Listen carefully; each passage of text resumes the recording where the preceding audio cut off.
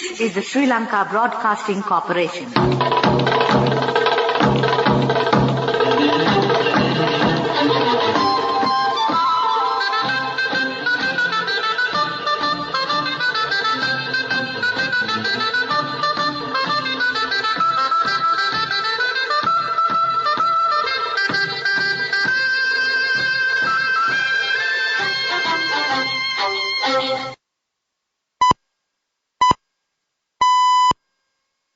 (6:15 p.m.) This is the Sri Lanka Broadcasting Corporation. The news edited by Dulmin Samarasinghe and read by Geethanjali Ramanayaka. The headlines. The President expresses confidence in stabilizing the economy. The long-term development of the country is based on correct decisions and not on popular decisions. It is expected to achieve a high economic growth rate of 7% to 8% through the social market economy. Steps are to be taken to enter into regional economic agreements. Western Province, Trincomalee and Hambantota will be developed as new economic zones. Insurance scheme proposed for the private employees. Foreign news, the US President and Chinese leader are due to meet shortly in Bali. Sports, Sri Lanka will host the 2024 Under-19 Cricket World Cup. News in detail. President Ranil Wickremesinghe states economic difficulties have been somewhat eased over the past few months and expresses confidence in stabilizing the economy following talks with the International Monetary Fund. Presenting the budget in Parliament today, he said inflation has been controlled to a certain extent while the rupee is being strengthened. The President said that Sri Lanka has only created few avenues of earning foreign exchange since independence. The President said the government maintains 420 state institutes and enterprises, out of which 52 state enterprises incur a loss amounting to 86 billion rupees annually. The President said that private entrepreneurs should be encouraged and provided with all facilities. New laws pertaining to economic transformation will be tabled in Parliament soon.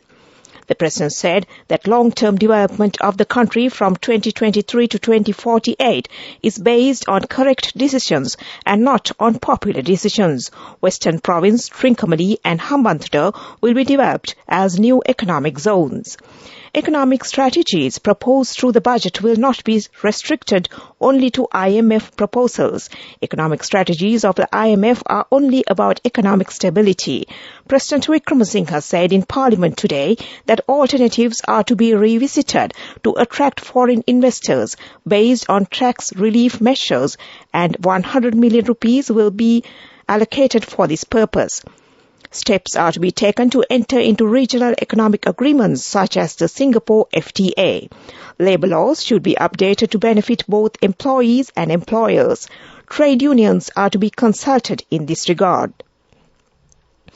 Policy decisions are to be taken to increase Sri Lanka's opportunities to compete in the global manufacturing chains. The President said a separate department is to be established in Karandeniya to promote cinnamon cultivation. 200 million rupees will be allocated for this. Digital technology will play a significant role in the economic recovery.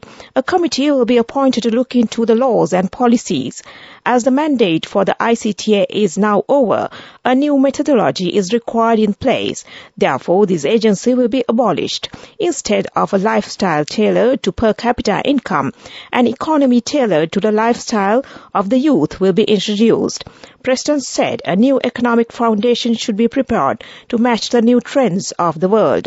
60 million rupees have been allocated to initiate postgraduate medical degrees in Peradeniya, Ruhuna and Jaffna universities. 50 million rupees will be allocated to establish a new institute for Sri Lanka history studies. Presidential committee is to be set up to explore the state sector reforms. A presidential commission is to be set up to appoint a state revenue authority. A health insurance scheme is to be implemented for private sector employees, similar to the one enjoyed by the state employees. The insurance scheme proposed for private sector employees will provide an allowance for 3 months for private sector employees who lose their employment. Funds will be raised from EPF and ETF Act to be amended to facilitate this.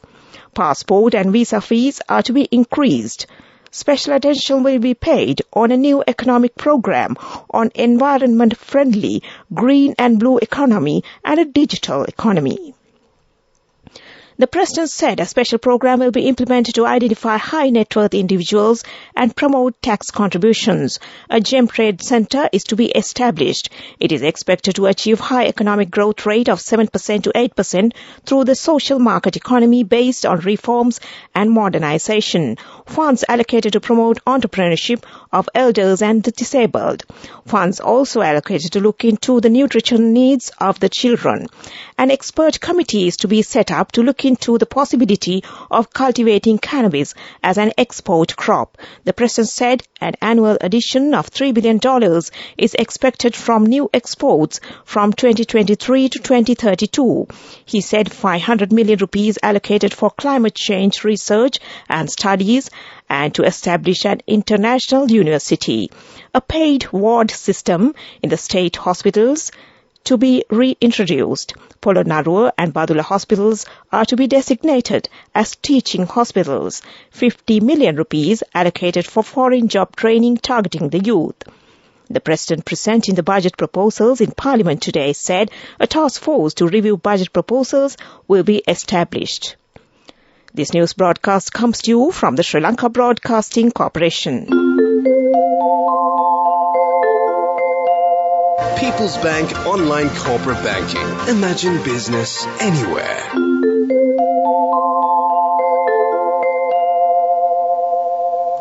State Minister Ranjit Siamalapitia says the budget presented by the President for the next year was the most difficult by the country. He said the budget revealed an additional expenditure of 29% more than last year, which has to be borne next year. He further said the expenditure for next year has to be found this year amid many challenges. Sergeant-at-Arms Narendra Fernando said nearly 500 persons representing the youth and the school children came to Parliament today to listen to the budget speech presented by the President in his capacity as the Minister of Finance. The Sergeant-at-Arms further said that this is the first time in the history of Parliament the youth community and the school children have been given the opportunity to observe the presentation of the budget. At least 15 protesters of the Samagi Janabalawege, including the national organizer of the SLBC, former MP Hirunika Premachandra, were arrested by the Cinnamon Gardens police during a protest in Colombo 7 this afternoon. The Commission to investigate allegations of bribery or corruption says it has received at least 1,800 complaints in the first 10 months of this year. The Bribery Commission said out of the 1,865 complaints received, 620 are related to bribery and corruption, and 64 complaints were concerning assets-related irregularities. The results of the 2021 GCE Advanced Level The results of the 2021 GCE Ordinary Level Examination will be released by the end of this month. Examinations Department Commissioner General LMD Dharmasena said the preparations relating to release of the examination results have been completed up to 80%. The Public Utilities Commission today approved a 2-hour power cut until Friday.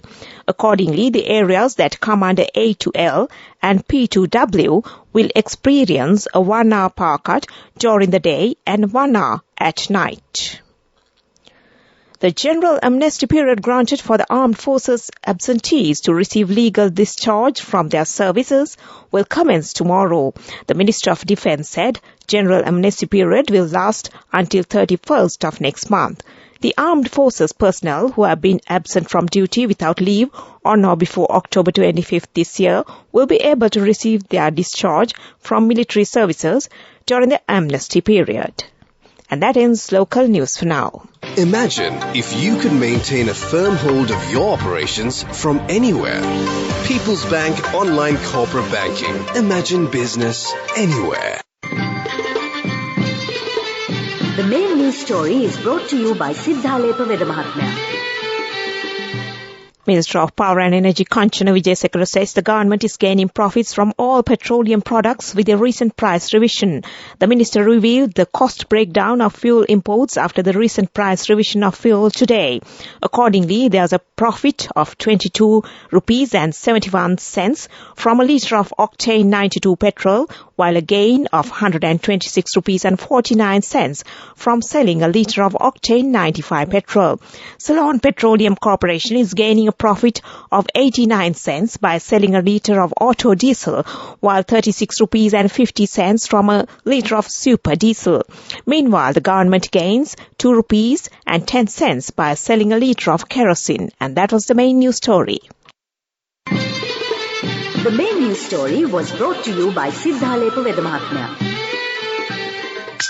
Watch Life is brought to you by Tertiary and Vocational Education Commission. The Power and Energy Ministry says that fuel prices will not be revised tomorrow. Fuel prices are usually revised twice a month, on the 1st and the 15th day of every month, in line with the fuel price fluctuations in the world market. Since the price of fuel was revised a few days ago, the ministry said there will be no price revision tomorrow. And that was Watchlight.